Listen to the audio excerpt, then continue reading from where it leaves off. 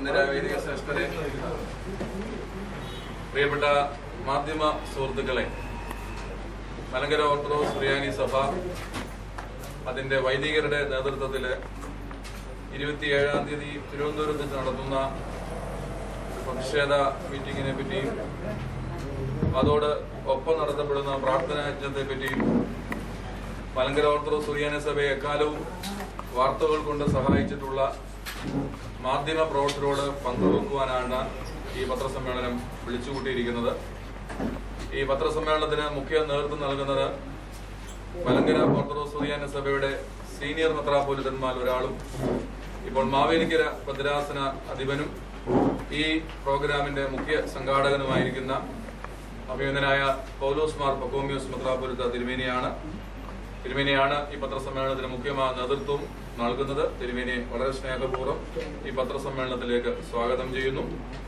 രണ്ടാമതായി ഈ പത്രസമ്മേളനത്തിൽ പങ്കെടുക്കുന്നത് മലങ്കര ഓർത്തഡോക്സ് സഭയുടെ പരമോന്നത ഭരണഘടനാ സംവിധാനമായ വർക്കിംഗ് കമ്മിറ്റിയുടെ അംഗമായിരിക്കുന്ന എലിയാസ് ചെറുകാട്ട് അച്ഛനാണ്.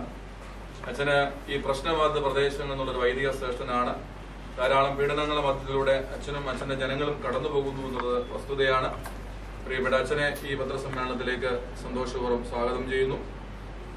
കോട്ടയം ഭദ്രാസനത്തിന്റെ ഭദ്രാസന സെക്രട്ടറി ആയിരിക്കുന്ന സഭാ മാനേജിംഗ് കമ്മിറ്റി അംഗം കൂടിയായിരിക്കുന്ന സക്കറിയ പെരിയോർമറ്റ അച്ഛൻ ഈ മീറ്റിംഗിന് പങ്കെടുക്കുന്നുണ്ട്. അച്ഛനെയും വളരെ സന്തോഷപൂർവ്വം സ്വാഗതം ചെയ്യുന്നു. എന്നെ പരിചയപ്പെടുത്തട്ടെ. ഞാൻ ഓർത്തഡോക്സ് സഭയുടെ വൈദിക സെക്രട്ടറിയായി സേവനമനുഷ്ഠിക്കുന്നു. എന്റെ പേര് സജി അമീനച്ചൻ എന്നാണ്. ഈ പത്രസമ്മേളനത്തിൽ വന്നുചേർന്ന് ഞങ്ങളെ സഹകരിക്കുന്ന എല്ലാ വാർത്താ മാധ്യമങ്ങളോടുമുള്ള മലങ്കര ഓർത്തഡോക്സ് സുറിയാനി സഭയുടെ വളരെ നിസ്സീമമായ നന്ദി ഒരിക്കൽ കൂടെ രേഖപ്പെടുത്തി ഈ പത്രസമ്മേളനത്തിന് തുടക്കം കുറിക്കുവാനൊക്കെ വേണം അഭിനന്ദനായ തിരുമേനിയെ സ്നേഹപൂർവ്വം ക്ഷണിക്കും.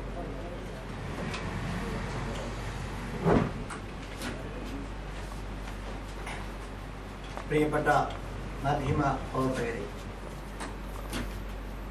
മലങ്കര ഓർത്തഡോക്സ് സഭ വടക്കൻ ഭദ്രാസനങ്ങളിൽ, പ്രത്യേകിച്ച് കണ്ടനാട് അങ്കമാലി ഭദ്രാസനങ്ങളിൽ വളരെയധികം പ്രയാസങ്ങൾ അനുഭവിക്കുന്നു. ആ പ്രയാസങ്ങൾ സൃഷ്ടിക്കുന്ന ഒരു വിഭാഗവും അതിനെ ഫലപ്രദമായി നേരിടുവാൻ സാധിക്കാത്ത സംവിധാനവും ആ ഭാഗങ്ങളിൽ ഉള്ളതുകൊണ്ട് വളരെയധികം കഷ്ടതകൾ, പ്രയാസങ്ങൾ വടക്കൻ ഭാഗത്തുള്ള ഓർത്തഡോക്സ് സഭാംഗങ്ങൾ, പള്ളികൾ, വൈദികർ അനുഭവിക്കുന്നു. അത് സഭയുടെ ശ്രദ്ധയിൽപ്പെട്ടപ്പോൾ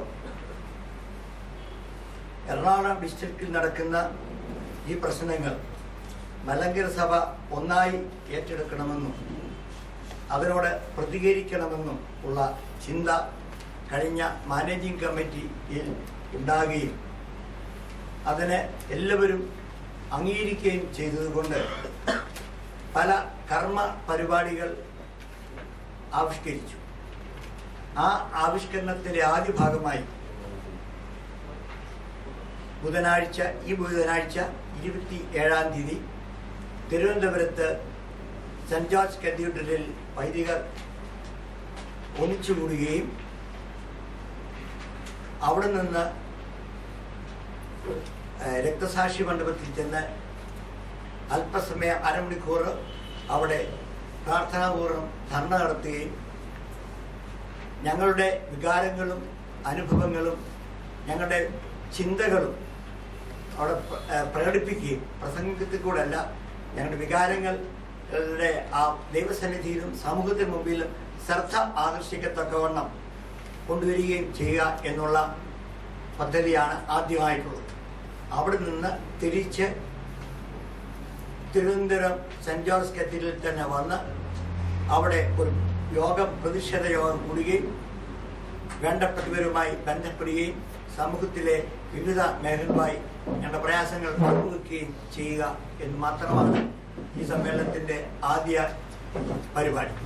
അതനുസരിച്ച് 27-ാം തീയതി ബുധനാഴ്ച 11 മണിക്ക് സെന്റ് ജോർജ് കത്തീഡ്രലിൽ വൈദികർ ഒരുമിച്ച് കൂടുകയും മെത്രാപ്പോലിത്തമാരും മാനേജിംഗ് കമ്മിറ്റിയിൽ ഒന്നിച്ചു കൂടുകയും അവരെ രക്തസാക്ഷി മണ്ഡപത്തിലേക്ക് പോവുകയും അവിടെ ധർണ നടത്തി യാതൊരു പ്രകോപനവും ഇല്ലാതെ യാതൊരു മുദ്രാവാക്യവും ഇല്ലാതെ വളരെ ശാന്തമായി ക്രൈസ്തവ രീതിയിൽ, ഗാന്ധിയൻ രീതിയിൽ ഞങ്ങളുടെ വികാരങ്ങൾ പ്രകടിപ്പിച്ചുകൊണ്ട് തിരിച്ച് വന്ന് ഒരു മീറ്റിംഗ് നടത്തുകയും ചെയ്തിട്ട് പിരിഞ്ഞു പോവുക എന്നുള്ളതാണ് ഞങ്ങളുടെ ലക്ഷ്യം.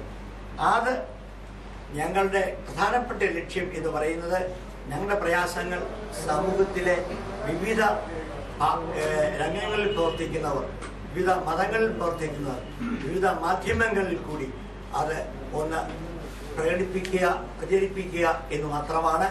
ആരോടുമുള്ള പ്രതിഷേധമോ ആരോടുമുള്ള ബഹുമാനക്കുറവോ ഒന്നുമല്ല. പ്രയാസങ്ങൾ പങ്കുവെക്കുക എന്നുള്ളത് മാനുഷിക സ്വഭാവമാണ്. ആ മാനുഷിക സ്വഭാവത്തിൻ്റെ അനുഭവത്തിൽ ഞങ്ങൾ ആ ഒരു പങ്കുവെക്കൽ, ഞങ്ങളുടെ പ്രയാസങ്ങൾ പങ്കുവെക്കുന്ന ഒരു അനുഭവം മാത്രമാണ് ഇതിന് പിന്നിൽ ഉള്ളത് എന്ന് ഞാൻ ഈ സമയത്ത് ഓർപ്പെടുത്തിക്കൊണ്ട് ഞങ്ങളോട് ചെയ്യുന്ന എല്ലാ നല്ല കാര്യങ്ങൾക്കും നന്ദിപൂർവ്വ സ്നേഹത്തോട് പറഞ്ഞ് ഈ പരിപാടിക്ക് വേണ്ട പ്രചരണം കൊടുക്കണം എന്നുള്ള ഒരു ചിന്തയാണ് എനിക്ക് പറയാനുള്ളത്.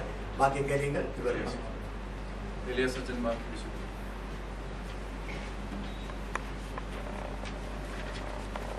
പ്രിയപ്പെട്ട മാധ്യമ പ്രവർത്തകരെ, കഴിഞ്ഞ ഏതാനും മാസങ്ങളായി മലങ്കര സഭയുടെ, പ്രത്യേകിച്ച് എറണാകുളം ജില്ലയിൽ ഉൾപ്പെട്ട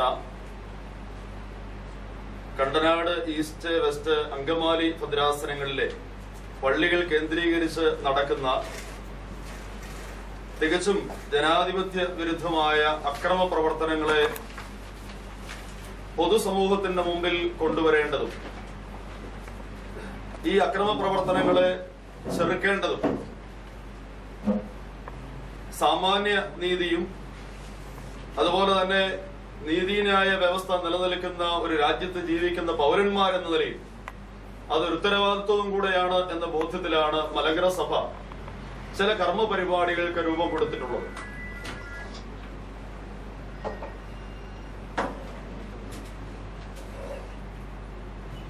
കഴിഞ്ഞ 6 മാസങ്ങൾക്ക് മുമ്പ് കോലഞ്ചേരി പള്ളിയിലാണ് ഈ അക്രമ പരമ്പരകൾക്ക് ഏറ്റവും അവസാനമായി ആരംഭം കുറിക്കുന്നത്.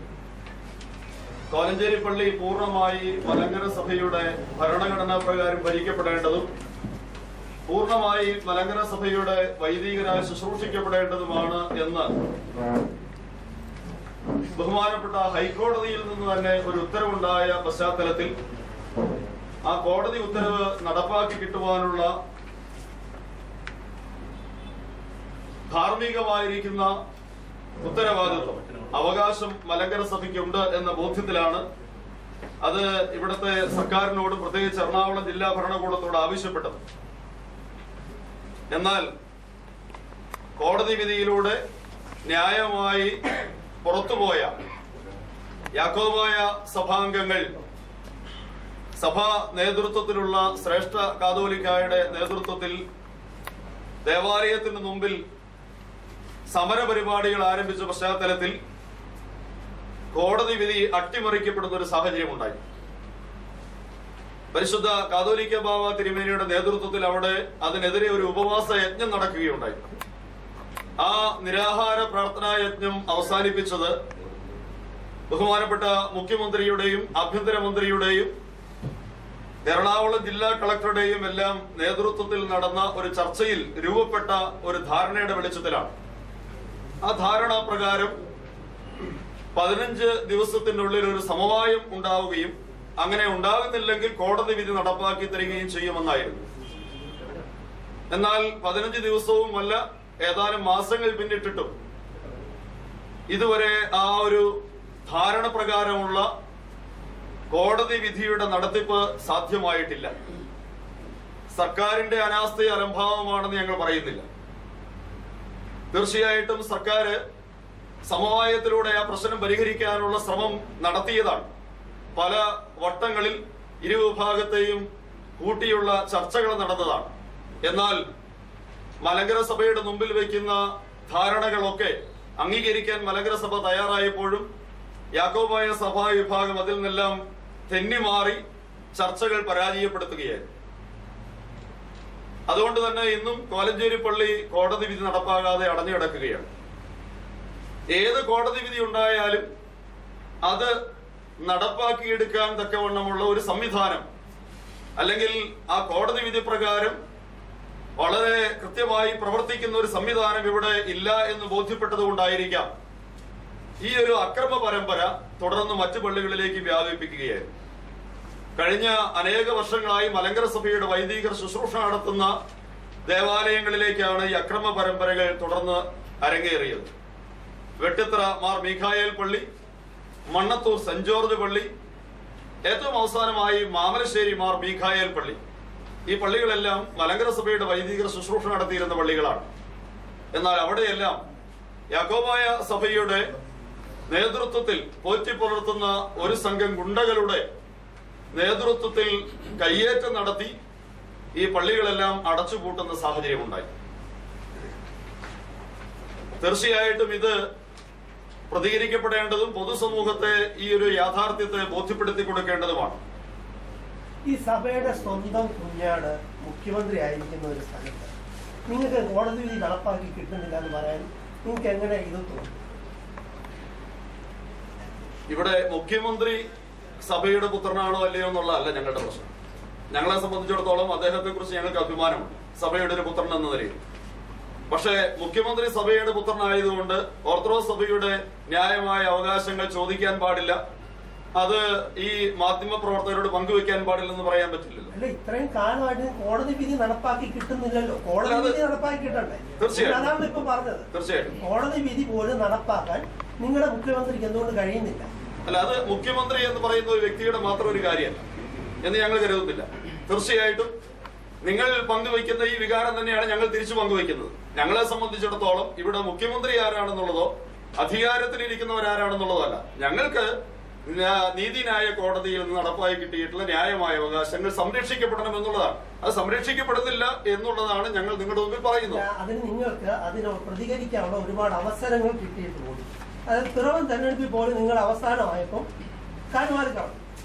ആ ഒരു അതിന് പോലും നിങ്ങൾ ചെയ്യാതെ ഇങ്ങനെ പത്രസമ്മേളനം നടത്തി ഓരോ തവണ എത്ര വർഷമായ കാര്യമാണ് ഓരോ പത്രസമ്മേളനം നടത്തി പറയുന്നതല്ലാതെ നിങ്ങൾ അത് പ്രായോഗികമായി എന്താ ചെയ്യുന്നത്?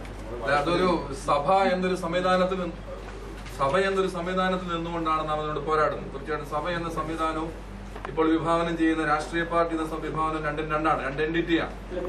ഞാൻ പറഞ്ഞോട്ടെ, സഭയുടെ സംവിധാനത്തിൽ നിന്നുകൊണ്ട് ഇത് ചെയ്യുമ്പോൾ തീർച്ചയായും എല്ലാ വിഭാഗം ആൾക്കാരെയും ഉൾക്കൊള്ളുന്ന ഒരു സമൂഹമാണ് സഭ. ഞങ്ങളുടെ മുഖ്യമന്ത്രി എന്ന ഒരു പദപ്രയോഗം കേരളം പോലുള്ള സമൂഹത്തിൽ പ്രയോഗിക്കാൻ പാടില്ല എന്നൊരു വിശ്വാസമാണ് ഞങ്ങൾക്കുള്ളത്. കേരളം വിഭാവനം ചെയ്യുന്ന മതേതരത്വ സങ്കല്പത്തിനോ രാഷ്ട്രീയ സങ്കല്പത്തിനോ വിരുദ്ധമാണ് ഞങ്ങളുടേതെന്ന് മുഖ്യമന്ത്രി വിളിക്കുന്നതെന്നാണ് ഞങ്ങളുടെ ഉദാഹരണം. അതുകൊണ്ട് അല്ലല്ല, മുഖ്യമന്ത്രി ഞങ്ങളുടെ സഭയിലെ ഒരു അംഗമാണ് എന്നുള്ളത് ഞങ്ങൾക്ക് അഭിമാനമുണ്ടെന്നാണ് പറഞ്ഞത്. അതുകൊണ്ട് ഓർത്തഡോക്സ് സഭയുടെ മുഖ്യമന്ത്രിയാണ് എന്ന അർത്ഥത്തിലല്ല ഞാൻ പറഞ്ഞത്. അദ്ദേഹം ഓർത്തഡോക്സ് സഭയിലെ ഒരു അംഗമാണ് എന്നുള്ളതിൽ തീർച്ചയായിട്ടും ഓർത്തഡോക്സ് സഭയിലെ അംഗങ്ങൾക്ക് അഭിമാനമുണ്ട്. പക്ഷെ ഇവിടെ ഒരു യാഥാർത്ഥ്യങ്ങൾക്ക് നിങ്ങൾ മനസ്സിലാക്കട്ടെ. എറണാകുളം ജില്ലയിൽ അവിടെ കോൺഗ്രസിന്റെ അല്ലെങ്കിൽ UDFന്റെ നേതൃനിരയിൽ നിൽക്കുന്ന ആളുകൾ കൃത്യമായിട്ട് തന്നെ നിങ്ങൾക്കറിയാം. TU കുരുവിള, ബെന്നി ബെഹനാൻ, PP തങ്കച്ചൻ തുടങ്ങിയതായിരിക്കുന്ന രാഷ്ട്രീയ നേതാക്കന്മാര് യാക്കോബായ സഭയുമായിട്ട് ബന്ധപ്പെട്ട് നിൽക്കുന്നവർ, ആ സഭയിലെ അംഗങ്ങളുമായിരിക്കുന്ന ആളുകളാണ്. അവരുടെ ശക്തമായിരിക്കുന്ന ഒരു സ്വാധീനം ഇതിന്റെ പിന്നിലുണ്ടോ എന്നുള്ളത് അത് മറച്ചു വെക്കേണ്ട കാര്യമല്ല, ഒരു യാഥാർത്ഥ്യമാണ്.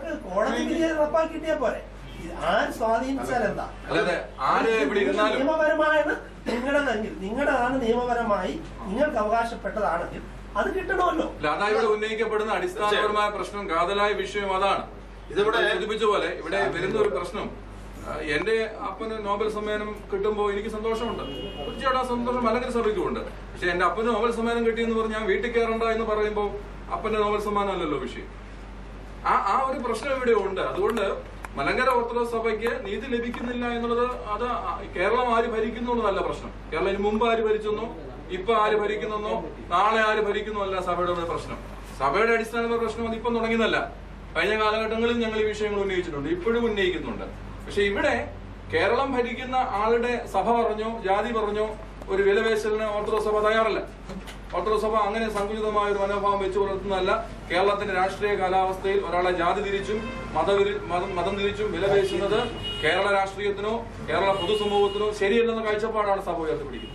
അതുകൊണ്ട് അങ്ങനെ അദ്ദേഹത്തെ കാണാനായിട്ട് ഞങ്ങൾ ഒരുക്കുമല്ല. അതാണ് ഈ കോടതി വിധി വന്നിട്ട് ഇത്രയും നാളുകളായല്ലോ.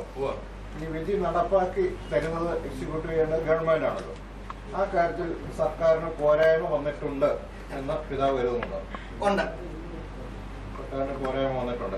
അത് എങ്ങനെ തിരുത്തണമെന്ന് ആവശ്യപ്പെടുന്നത്? അതെ, അവിടെ തീർച്ചയായിട്ടും കോടതി വിധികൾ നടപ്പിലാക്കുന്നതിൽ ഗവൺമെന്റിന് പരാജയം സംഭവിച്ചിട്ടുണ്ട്. എന്നാൽ അത് ഇല്ലാതാക്കുവാൻ വേണ്ടി രണ്ട് വിഭാഗവുമായി അവർ സംസാരിച്ചു എന്നുള്ളതും ഒരു യാഥാർത്ഥ്യമാണ്.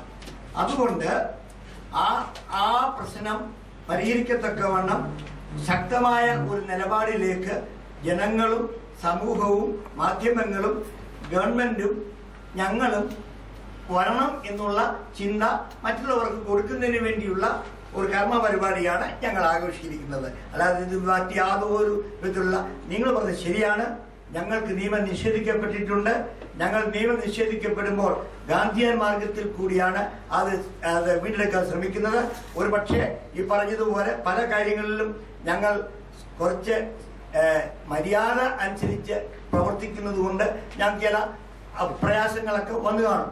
അത് ഞങ്ങൾ സഹിച്ചു, ഇനിയും സഹിക്കുക, എത്രമാത്രം സഹിക്കണം, അത് സാധിക്കത്തില്ല എന്നുള്ള വിവരം മറ്റുള്ളവർക്ക് ഒന്ന് ബോധ്യപ്പെടുത്താനുള്ള ഒരവസരം എന്ന് മാത്രമേ ഉള്ളൂ.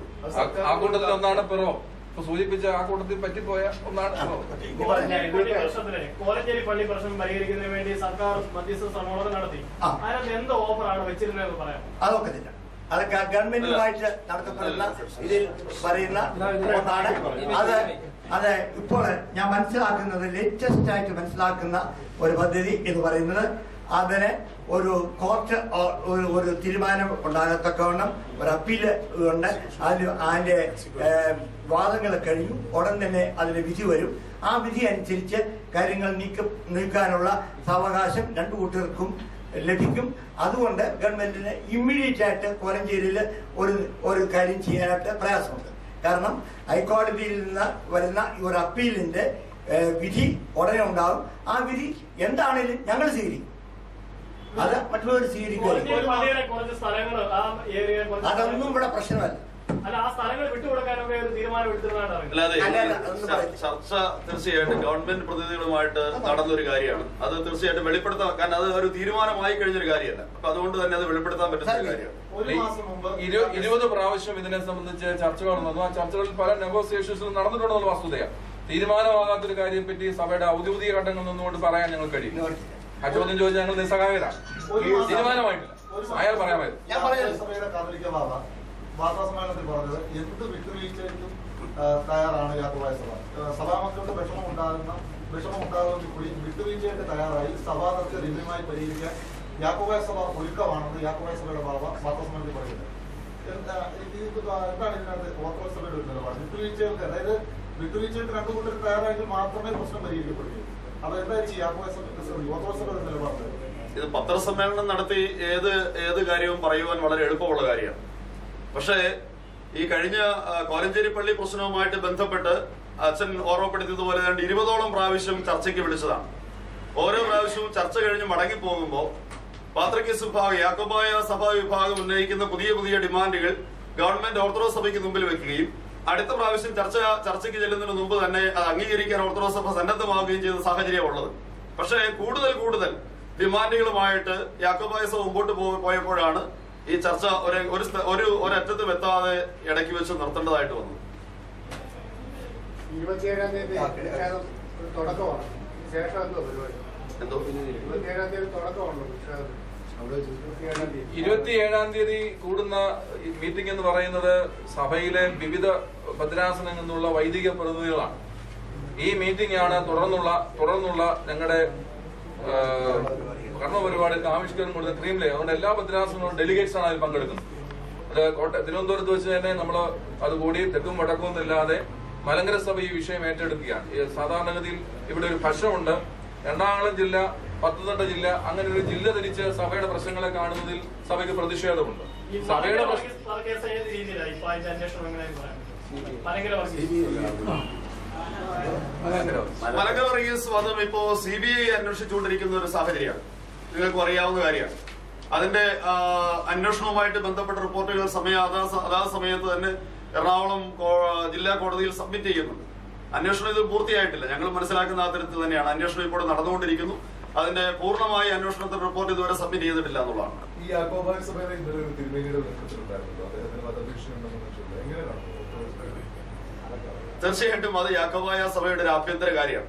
അതിനകത്ത് ഞങ്ങൾ അഭിപ്രായം പറയേണ്ട കാര്യം മേൽപ്പട്ടക്കാരന്മാരാണെങ്കിൽ പണം കൊടുക്കണമെന്ന് പ്രസാദം ഈ മേൽപ്പട്ടക്കാരന്മാർ പോലും അവരുടെ പോലെ ഒരു ഇതായിട്ട് മാറുന്നില്ല. ഈ ചോദ്യം സത്യം പറഞ്ഞാല് ഉന്നയിക്കപ്പെടേണ്ടത് ഞങ്ങളോട് ഉന്നയിപ്പിച്ച ഒരു സഭയുടെ ആഭ്യന്തര വിഷയത്തില് ഞങ്ങൾക്ക് എന്ത് മറുപടി പറയാൻ? ഈ പ്രശ്നത്തിൽ വളരെ സ്പഷ്ടമാണ്. ഇത് മലങ്കര ഓർത്തഡോക്സ് സഭയുടെ ഒരു പ്രശ്നമല്ല, അത് യാക്കോബ സഭയുടെ ആഭ്യന്തര പ്രശ്നമാണ്. അതിൽ അഭിപ്രായപ്പെടത്തക്കുള്ള സാഹചര്യം ഞങ്ങൾക്കില്ല, അതിന്റെ ആവശ്യം ഞങ്ങൾക്കില്ല. നിങ്ങൾ മുന്നോട്ട് വെക്കുന്ന അതായത് ഈ ആരോപണങ്ങൾ ശരിവെക്കുന്ന ഒരു വെളിപ്പെടുത്തലല്ലേ? അല്ല, അതിനകത്ത് ഒരു കാര്യം, അതായത് ഞങ്ങൾ ഈ മലങ്കര സഭയിലെ പള്ളികളിൽ ഉണ്ടാകുന്ന പ്രശ്നം സംബന്ധിച്ച് ഓർത്തഡോക്സ് സഭ മുന്നോട്ട് വയ്ക്കുന്ന ഒരു കാര്യം ഇതായിരുന്നു. അതായത് യാക്കോബായ സഭയുടെ നേതൃത്വത്തിലുള്ള ഒരു സംഘം ഗുണ്ടകളാണ് ഈ പള്ളികളിലെല്ലാം പ്രശ്നങ്ങൾ സൃഷ്ടിക്കുന്നത്. പ്രത്യേകിച്ച് കേഫ എന്ന് പറയുന്ന ഒരു സംഘടനയുടെ നേതൃത്വത്തിലാണ് ഈ പ്രശ്നങ്ങൾ സൃഷ്ടിക്കുന്നത് എന്നുള്ളത് ഓർത്തഡോക്സ് സഭ മുമ്പേ ഉന്നയിച്ചിരുന്ന കാര്യമാണ്. ഈ ബിഷപ്പിന്റെ വെളിപ്പെടുത്തലോടുകൂടെ ഈ പൊതുസമൂഹത്തിന് തീർച്ചയായിട്ടും ഈ കാര്യം വളരെ വ്യക്തമായി ബോധ്യപ്പെട്ടിട്ടുണ്ട്. മാത്രമല്ല, അദ്ദേഹം വെളിപ്പെടുത്തിയ കാര്യങ്ങൾ നിങ്ങൾക്കും എനിക്കും കൃത്യമായിട്ട് മനസ്സിലാകത്തക്കവണ്ണം തന്നെയാണ് അദ്ദേഹം പറഞ്ഞിട്ടുള്ളത്. പറഞ്ഞ കാര്യങ്ങൾ കൃത്യമായി ബോധ്യപ്പെട്ടിട്ടുണ്ടെന്നാണ് എന്നെ വിളിച്ചത്. പ്രത്യേകിച്ച് ഞങ്ങൾ ഒരിക്കൽ കൂടെ ആവർത്തിച്ച് പറയേണ്ട കാര്യമില്ല. അദ്ദേഹം പറഞ്ഞ കാര്യങ്ങൾ വളരെ വ്യക്തമാണ്. സഭയുടെ ആഭ്യന്തര കാര്യങ്ങൾ ഞങ്ങൾ നിലപാടെടുക്കുന്നത് ശരിയല്ല. ആ തിരുമേനി ഇങ്ങോട്ട് ഈ സഭയിലേക്ക് വന്നാൽ സ്വീകരിക്കുമോ? ആ ഒരു വിഷയം ഇപ്പൊ ഞങ്ങളുടെ സഭയുടെ മുമ്പിലില്ല. അല്ല, അങ്ങനെ ഒരു പ്രശ്നം ഉദിക്കുന്നില്ലെന്ന് മാത്രമല്ല, മലങ്കര സഭയിൽ അതിനുള്ള സാധ്യതകളും ഇല്ല. അതാണ് വ്യക്തമായ നിലപാടാണ്. സാമ്പത്തിക ഇടപാടുകൾ മലങ്കര സഭയിലുണ്ടോ? തീർച്ചയായും ഇല്ല. അത് ചോദിച്ചപ്പോൾ മലങ്കര സഭ തികച്ചും ജനാധിപത്യപരമായിട്ടാണ് ഈ വിഷയങ്ങളെ കൈകാര്യം ചെയ്യുന്നത്. അത് ഒന്ന് വിശദീകരിക്കേണ്ട ആവശ്യം വിശദീകരിക്കപ്പെടണം. കാരണം ഇതിന് ഒരു സ്ഥാനാർത്ഥിക്ക് നേരിട്ട് മെത്രാപ്പൊലിത്തയിലേക്ക് വരാനുള്ള ജനാധിപത്യ സംവിധാനം ഈ സഭയിൽ ഇല്ല. അദ്ദേഹത്തെ സഭ നിയമിക്കുന്ന ഒരു സ്ക്രീനിംഗ് കമ്മിറ്റി മാസങ്ങളോളം പരിശോധിച്ചതിന് ശേഷം സ്വഭാവശുദ്ധിയുള്ള 7 പേരെ വേണമെങ്കിൽ 14 പേരെ മലങ്കര സഭയിലെ മുഴുവൻ അസോസിയേഷൻ പ്രതികളും നടക്കുന്ന മലങ്കര അസോസിയേഷനിലേക്ക് കടന്നു വന്ന് 50+1, അത് അൽമാരുടെ മാത്രം പോരാ, അച്ഛന്മാർ 2 പേരുടെ സെപ്പറേറ്റ് വോട്ട് വാങ്ങിച്ച് ജനാധിപത്യ പ്രക്രിയയിലൂടെ മാത്രമേ ഈ സഭയിൽ മെത്രാപ്പൊലീത്തമാരെ വാഴിക്കാൻ കഴിയുള്ളൂ. അവിടെ കോടികളുടെ വിഷയം ഉദിക്കുന്നേയില്ല. ജനാധിപത്യമാണ്. ഈ പള്ളികളുടെ പ്രാദേശികമായി ആരാധനാലയങ്ങളുടെ പണവും മറ്റു കാര്യങ്ങളും ചെലവഴിക്കുന്നത് ഇതുപോലൊരു ജനാധിപത്യ പ്രക്രിയ കൊണ്ടുവന്നുകൂടെ? തീർച്ചയായിട്ടും മലങ്കര സഭയുടെ പള്ളികളിലെ സാമ്പത്തിക കാര്യങ്ങളെ സംബന്ധിച്ച് തീരുമാനമെടുക്കാനുള്ള പൂർണ്ണ അധികാരം അതാത് ഇടവകളുടെ പള്ളി പൊതുയോഗത്തിനുണ്ട്. ആ തരത്തിൽ തന്നെ ജനാധിപത്യ പ്രക്രിയയിലൂടെ തന്നെയാണ് അത് പൊതുയോഗം തീരുമാനമെടുത്ത് പൊതുയോഗത്തിന്റെ തീരുമാന പ്രകാരം ഇടവമെത്രാപ്പൊലീത്ത ശുപാർശ ചെയ്ത് ഇടവമെത്രാപ്പൊലീത്തയുടെ അംഗീകാരത്തോടെയാണ് ചെയ്യുന്നത്. ഈ 34 ഭരണഘടന അനുസരിച്ച് ഈ തിരുമേനി തിരിച്ചു വരികയാണ് ഓർത്തഡോക്സ് സഭയിലേക്ക്. ഞാൻ പൂർണ്ണമായിട്ടും 34 ഭരണഘടന അനുസരിച്ച് വരാൻ തയ്യാറാണെന്ന് പറഞ്ഞാൽ സ്വീകരിക്കും. 34 ഭരണഘടന അനുസരിച്ച് വരിക എന്ന് പറയുമ്പോൾ തന്നെ അതിനകത്ത് ഒരു തികഞ്ഞ അപര്യാപ്തതയുണ്ട്. കാരണം അദ്ദേഹത്തിന്റെ തെരഞ്ഞെടുപ്പും വാഴ്ചയും ഒന്നും ആ തരത്തിൽ നടന്നിട്ടുള്ളതല്ല എന്നുള്ളത് കൊണ്ട് തന്നെ അത് ആ ഒരു ചോദ്യം പോലും ഉന്നയിക്കപ്പെടേണ്ട കാര്യമില്ല. തിരുമേനിമാർ ആ രീതിയിൽ വന്നിട്ടുണ്ടല്ലോ. അല്ല, അത് 1995 സുപ്രീം കോടതിയുടെ വിധിയുടെ പശ്ചാത്തലത്തിലായിരുന്നു. ഇടുക്കി പ്രദേശം തന്നെയായിരുന്നു എബ്രഹാം മാർ സേവകർ ഓർത്തഡോക്സ് സഭയിലേക്ക് വന്നിട്ട് ഇപ്പോൾ തിരിച്ച് വീണ്ടും പോയിട്ടുണ്ട്. അത് ഈ 34 ഭരണഘടന അനുസരിച്ച് ഒന്നും അല്ല. അതെ, രണ്ടിന്റെ സിറ്റുവേഷൻ മാധ്യമ സുഹൃത്തുക്കൾ മനസ്സിലാക്കണം. 95-ൽ സുപ്രീം കോടതി ഒരു ഓപ്പണിംഗ് നടത്തിയിരുന്നു. ഇന്ന് ആ സിറ്റുവേഷൻ ഇവിടെ നിലവിലില്ല. അതാണ് മനസ്സിലാക്കേണ്ടത്. സിറ്റുവേഷൻ രണ്ടും ഡിഫറൻസ്. 95-ഉം 2011 വ്യത്യാസമുണ്ട്. ഇപ്പം സഭയുടെ ബാധ്യതയല്ല അത്. 95-ൽ അങ്ങനെ പ്രഖ്യാപിക്കുമ്പോൾ അത് ബാധ്യതയായിരുന്നു. ഇപ്പൊ നമുക്ക് ലീഗലായിട്ടോ സാഹചര്യങ്ങൾ അനുസരിച്ചോ ഈ സഭയ്ക്ക് 32 മെത്രാപ്പൊലീത്തമാരുണ്ട്. ഇനി ഇങ്ങനെ ഒരാളുടെ ആവശ്യമില്ല. അത് അദ്ദേഹത്തിന് ജനാധിപത്യ സ്വാതന്ത്ര്യത്തിൽപ്പെട്ട കാര്യം.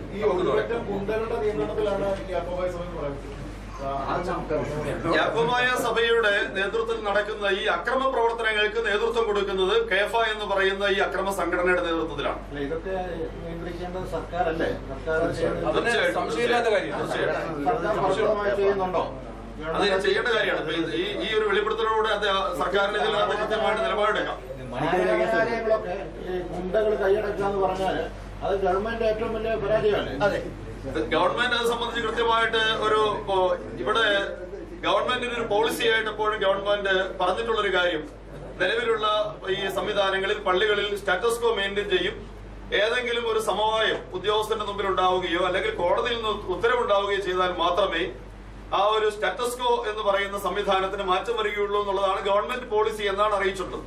പക്ഷെ എങ്കിൽ പോലും എറണാകുളം ജില്ലയിൽ ജില്ലാ ഭരണകൂടം ആ ഒരു താല്പര്യത്തിനനുസരിച്ചല്ല പ്രവർത്തിക്കുന്നത് എന്നുള്ളതാണ് പ്രകടമായിട്ടുള്ളൊരു കാര്യം. അത് ഞങ്ങൾ മനസ്സിലാക്കുന്നിടത്തോളം അവിടുത്തെ തന്നെ രാഷ്ട്രീയ നേതാക്കന്മാരുടെ ഒത്താശയോടുകൂടെ തന്നെയാണ് ആ തരത്തിലുള്ള ഒരു പ്രവർത്തനം നടക്കുന്നത്. ടി.യു. കുരുവിളയും പി.പി. തങ്കച്ചനും അടക്കമുള്ളവർ യാക്കോബായ സഭയ്ക്ക് വേണ്ടി വളരെ പ്രത്യക്ഷമായി തന്നെ ഇറങ്ങാറുണ്ട്. അതേസമയം ഒരു ഓർത്തഡോക്സുകാരനായ ഒരാൾ സംസ്ഥാനം ഭരിക്കുമ്പോൾ അദ്ദേഹത്തിൽ നിന്നും ഓർത്തഡോക്സ് സഭ നീതി പ്രതീക്ഷിക്കുന്നതിൽ എന്തെങ്കിലും തെറ്റുണ്ട്? ടി.യു. കുരുവിളയും ബെന്നി ബെഹനാനും പ്രവർത്തിക്കുന്നത് പോലെ പി.പി. ഉമ്മൻചാണ്ടി പ്രവർത്തിക്കരുത് എന്ന് തന്നെയാണ് ഞങ്ങൾക്ക് അദ്ദേഹത്തോട് പറയാറുള്ളത്. ഒരിക്കലും പ്രവർത്തിക്കരുത് തന്നെയാണ്. അത് കേരളത്തിന്റെ മുഴുവൻ മതേതരത്വ സങ്കല്പത്തെ അട്ടിമറിക്കുന്നതാണ്. അതാണ് ഞങ്ങളുടെ പ്രശ്നം. ഇപ്പം ഞങ്ങൾ മാധ്യമ സുഹൃത്തുക്കളെ വിളിക്കുമ്പോഴും എല്ലാം ഞങ്ങളുടെ പരാതിയുടെ അടിസ്ഥാനം എന്താണ്? സഭയ്ക്ക് നീതിയുണ്ട്, കോടതിയിൽ ഒരു നീതിയുണ്ട്, രാഷ്ട്രീയ പക്ഷഭേദമെല്ലാം നടത്തിക്കട്ടെ, അതിന് പ്രതികൂലമോ അനുകൂലമോ വിധികൾ നടത്താട്ടെ, ഇതല്ലേ പറയാം. ഈ സഭ സ്വീകരിക്കുന്ന നിലപാടുകളിൽ നിന്ന് പെട്ടെന്ന് മാറ്റം വരുന്നതല്ലേ പലപ്പോഴും. കഴിഞ്ഞ ഇലക്ഷൻ സമയത്ത് സഭ 5 സ്ഥാനാർത്ഥിയെ വരച്ച് സീറ്റ് അല്ലെന്നൊരു ആ രീതിയിലേക്ക് എന്നിട്ട് ഒരൊറ്റ പെട്ടെന്ന് മറക്കം പറയും. ഇതല്ലേ സഭയ്ക്ക് വ്യക്തമായി നിലപാട് സ്വീകരിക്കാൻ പറ്റുന്നത്. സഭ എന്ന് പറയുന്നത് ഇത് എല്ലാ വിശ്വാസികളുടെ ഒരു സംഗമത്തെയാണല്ലോ സഭ എന്ന് പറയുന്നത്. നമുക്കൊരു രാഷ്ട്രീയം ഇല്ല. ഞങ്ങൾ ആരും രാഷ്ട്രീയ പ്രത്യയശാസ്ത്രത്തിൽ പഠിച്ചിട്ടുള്ളവരോ അത് നിയന്ത്രിക്കുന്നവരോ അല്ല. സഭ അതിന്റെ കാലഘട്ടങ്ങളിൽ തീരുമാനമെടുക്കുന്നു. ചിലപ്പോൾ തെറ്റ് ബോധ്യമാവുന്നു, ചിലപ്പോൾ സ്ട്രാറ്റജി ബോധ്യമാവുന്നു. അങ്ങനെ സഭ നിലപാടുകൾ കൈക്കൊള്ളുന്നു. സഭയുടെ വളരെ കൃത്യമായ രാഷ്ട്രീയ നിലപാട് എന്ന് പറയുന്നത് ഒരിക്കലും സഭ ഏതെങ്കിലും ഒരു പ്രത്യേക കക്ഷിക്ക് വോട്ട് ചെയ്യണമെന്നോ ഒരു പ്രത്യേക കക്ഷിയുടെ ഒപ്പം നിലപാടെടുക്കണമെന്നോ സഭ ഒരിക്കലും പറഞ്ഞിട്ടില്ല. സഭയെ സംബന്ധിച്ചിടത്തോളം വിശ്വാസികൾ വിവിധങ്ങളായിരിക്കുന്ന രാഷ്ട്രീയ നിലപാടുകളുള്ള ആളുകളാണ്. അവർക്ക് ഓരോരോ സമയത്തും മലങ്കര സഭയോട് ഓരോ രാഷ്ട്രീയ പാർട്ടിയും അല്ലെങ്കിൽ ഓരോ സർക്കാരും ഏത് തരത്തിലുള്ള നിലപാട് സ്വീകരിക്കുന്നു എന്നുള്ളത് മനസ്സിലാക്കാനുള്ളതായിരിക്കുന്ന ബോധ്യമുള്ള ആൾക്കാരാണ് മലങ്കര സഭയുടെ ആളുകൾ. ആ ബോധ്യത്തിന്റെ വെളിച്ചത്തിൽ അവർക്ക് രാഷ്ട്രീയ നിലപാടെടുക്കാനുള്ള എല്ലാ സ്വാതന്ത്ര്യമുണ്ട്. ആ സ്വാതന്ത്ര്യം സഭ പൂർണ്ണമായിട്ട് അവർക്ക് അനുവദിച്ചിട്ടുണ്ട്. ഇതൊക്കെ പറയുമ്പോഴും ഇലക്ഷൻ കാലത്ത് കൃത്യമായ രാഷ്ട്രീയം UDF അനുകൂല രാഷ്ട്രീയം കാണപ്പെടുന്നുണ്ട്. അത് പിറവ ഉപതെരഞ്ഞെടുപ്പിൽ പോലും കണ്ടു. പിറവ ഉപതെരഞ്ഞെടുപ്പിൽ സഭയുടെ ഔദ്യോഗിക നിലപാടെന്ന് പറയുന്നത് വളരെ കൃത്യമായിരുന്നു. പരിശുദ്ധ ബാബ തിരുമനസ്സുകൊണ്ട് തന്നെ അത് അറിയിച്ചതാണ്. ആ നിലപാടെന്ന് പറയുന്നത് ഏതെങ്കിലും ഒരു രാഷ്ട്രീയ കക്ഷിക്ക് അനുകൂലമായിരുന്നില്ല. തീർച്ചയായിട്ടും ഓരോ UDF അനുകൂല ഇതെന്ന് പറയുമ്പോൾ ഒറ്റപ്പെട്ട സംഭവങ്ങളൊക്കെ ഉണ്ടാവും. സഭയ്ക്ക് UDF-ലില്ല. പക്ഷെ മാധ്യമ സുഹൃത്തുക്കൾ തന്നെ കഴിഞ്ഞ അസംബ്ലി ഇലക്ഷന് ശേഷം റിപ്പോർട്ട് ചെയ്യപ്പെട്ടുള്ള വസ്തുതകളുണ്ട്. സഭയുടെ UDF രാഷ്ട്രീയത്തെ പറ്റി ഈ മാധ്യമ ലോകം തന്നെ തിരിച്ചറിയുകയും സമൂഹത്തോട് പങ്കുകയും ചെയ്ത അടിസ്ഥാനപരമായ യാഥാർത്ഥ്യം സഭ മാറി ചിന്തിക്കുന്നിടത്ത് മാറി ചിന്തിച്ചിട്ടുണ്ട്. എന്ന് പറയുമ്പോൾ സഭയ്ക്ക് രാഷ്ട്രീയം ഉണ്ടെന്നല്ല, മാറി ചിന്തിച്ചത് ഉണ്ട് എന്ന് ഇവിടുത്തെ മാധ്യമ ലോകം തന്നെ അഡ്മിറ്റ് ചെയ്തിട്ടുണ്ട്. പക്ഷെ സഭ എന്ന് പറയുന്നത് രാഷ്ട്രീയ നിലപാടെടുക്കാൻ വേണ്ടിയല്ല സഭ വിളിക്കപ്പെടുന്നത്. സഭയ്ക്ക് നീതി നടപ്പായില്ലെന്നാണല്ലോ പറയുന്നത്. കോലഞ്ചേരിയടക്കം നീതി നടപ്പായില്ല. അത് പി.പി. തങ്കച്ചന്റെ ബെന്നി ബെഹനാൻ അങ്ങനെയുള്ള ആളുകളുടെ സമ്മർദ്ദം മൂലമാണെന്ന് നേതാക്കന്മാർ പറയും.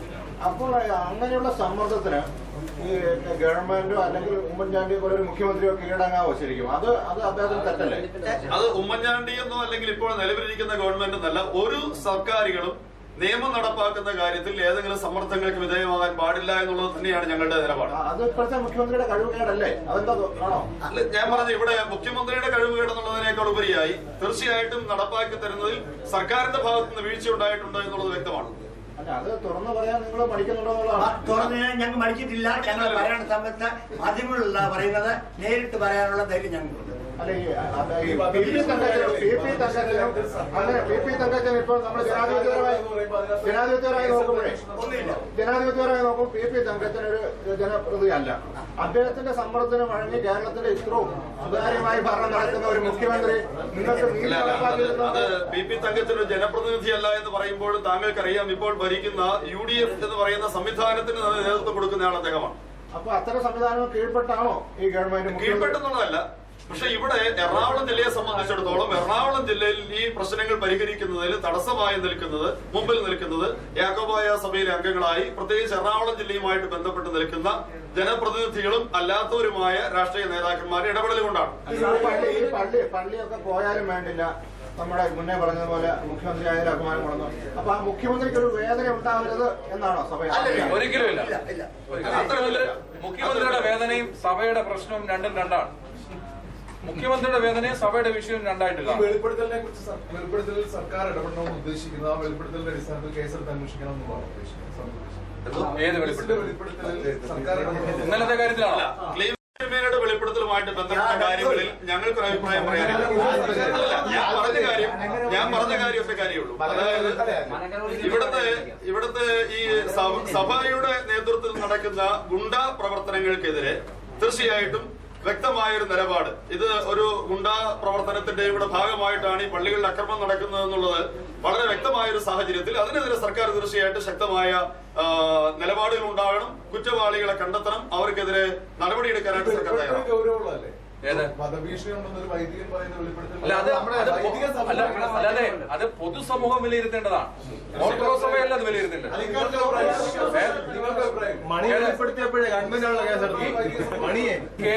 കേരളത്തില് അതൊരു മെത്രാപ്പോലിത്തയല്ല, ഒരു സാധാരണ പൗരന് പോലും വധഭീഷണി ഉണ്ടാകുന്ന സിറ്റുവേഷൻ കേരളത്തിൽ ഉണ്ടാകാൻ പാടില്ലെന്ന് തന്നെയാ നമ്മുടെ കാഴ്ചപ്പാട്. അതിൽ മെത്രാപ്പോലിത്തയും സാധാരണ പൗരനും ആ തരത്തിൽ ഒന്നാണെന്നാണ് ഞങ്ങളുടെ കാഴ്ചപ്പാട്. ഒരു പൗരനും കേരളത്തിൽ ഒരു പൗരനും സ്വത്തിനോ ജീവനോ ഭീഷണി ഉണ്ടാകാൻ പാടില്ല. ഞാൻ പറഞ്ഞത് പ്ലീസ്, ഞങ്ങളെ സംബന്ധിച്ചിടത്തോളം ഈ വെളിപ്പെടുത്തലുകൾ ഞങ്ങളുമായിട്ട് യാതൊരു ബന്ധത്തിലുള്ള സംഗതികളല്ല. ഞങ്ങൾക്ക് അതിനെക്കുറിച്ച് അഭിപ്രായം പറയാനായിട്ട് ഇപ്പോൾ ഇവിടെ വന്നിരിക്കുന്ന ആർക്കും തന്നെ അതിനുള്ള അധികാരവും ഇല്ല. അവിടെ ആഭ്യന്തര പ്രശ്നം അവര് ഞങ്ങൾ സഭയായിട്ടോ ഒന്നും ഇത് ചിന്തിച്ചിട്ട് പോലുമില്ല. അതുകൊണ്ട് ഞങ്ങൾക്ക് ഒരു അഭിപ്രായവും നിങ്ങൾ ചോദിച്ചതിന് ഉത്തരം പറയാൻ ഞങ്ങൾ പറയാൻ ഔദ്യോഗികമല്ല, ഞങ്ങൾ പറയത്തില്ല, ഞങ്ങൾക്ക് ആവശ്യമില്ല. അതുകൊണ്ട് അത് അവരുടെ ആഭ്യന്തര പ്രശ്നം അവർ കൈകാര്യം ചെയ്യട്ടെ. ഞങ്ങളെ ബാധിക്കുമ്പോൾ ഞങ്ങളത് എങ്ങനെയാണ് ചെയ്യേണ്ടത് ഞങ്ങൾ പറയും. ഇന്നലെ TV ഇന്റർവ്യൂവില് ജക്കോബൈറ്റ് ഫാക്ഷനിലെ ഒരു അച്ഛൻ പറഞ്ഞത് ഇതിന്റെ പിന്നിൽ കളിച്ചിരിക്കുന്ന ഓർത്തഡോക്സ് ഫാക്ഷനാണ്. അല്ല, അതൊക്കെ തീർച്ചയായിട്ടും ഒരു ആരോപണം എന്നതിനേക്കാൾ പുറമായിട്ട് യാതൊരു കഴമ്പുമില്ലാത്ത വസ്തുതയാണ്. കാരണം ഓർത്തഡോക്സ് സഭയ്ക്ക് സംവിധാനങ്ങളില് എല്ലാ ഭദ്രാസനങ്ങളും ഉണ്ട്. എല്ലാ ഭദ്രാസനങ്ങൾക്കും ധാരാളം മെത്രാപ്പോലിത്തന്മാരും ഉണ്ട്. ഇനിയാണെങ്കിൽ സഭയ്ക്ക് മെത്രാപ്പോലിത്തന്മാർ വാഴിക്കാനുള്ള കരുത്തുണ്ട്, വിവേകമുണ്ട്. അതുപോലെ മറ്റൊരിടത്തൊരു മെത്രാപ്പോലിത്ത ഇവിടെ കൊണ്ടുവരേണ്ട യാതൊരു ആവശ്യവും ഓർത്തഡോക്സ് സഭയ്ക്കില്ല, നിലവിലില്ല. പിന്നെ അത് വെറും അർഹിക്കുന്ന അവജ്ഞയോട് തള്ളിക്കുന്ന ആരോപണം മാത്രം. അതിലപ്പുറത്തേക്ക് സഭയ്ക്ക് തിരുവനന്തപുരം ഭദ്രാസനാധിപൻ തന്റെ രണ്ട് കുട്ടികളെ തടഞ്ഞു വെച്ചേക്കാന്ന് പറഞ്ഞ് ഒരു പരാതിയുമായിട്ട് ഉള്ളൂർ പോലീസ് സ്റ്റേഷനിൽ ഒരു പരാതി ഇന്നലെ കൊടുത്തിട്ടുണ്ട്.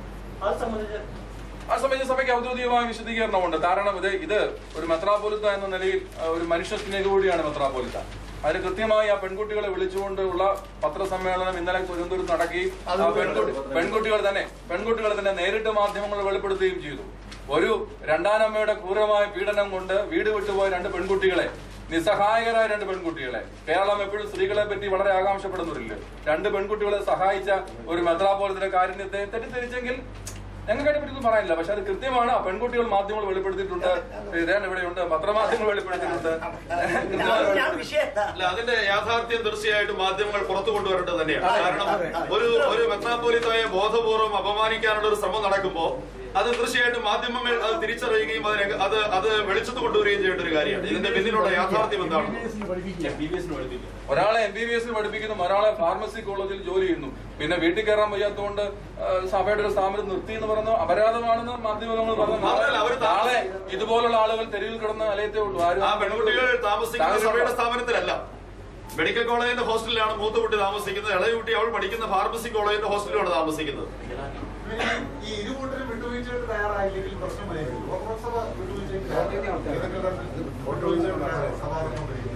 ഓർത്തഡോക്സ് സഭയ്ക്ക് ഈ കാര്യത്തിലുള്ള വലിയ നിലപാട്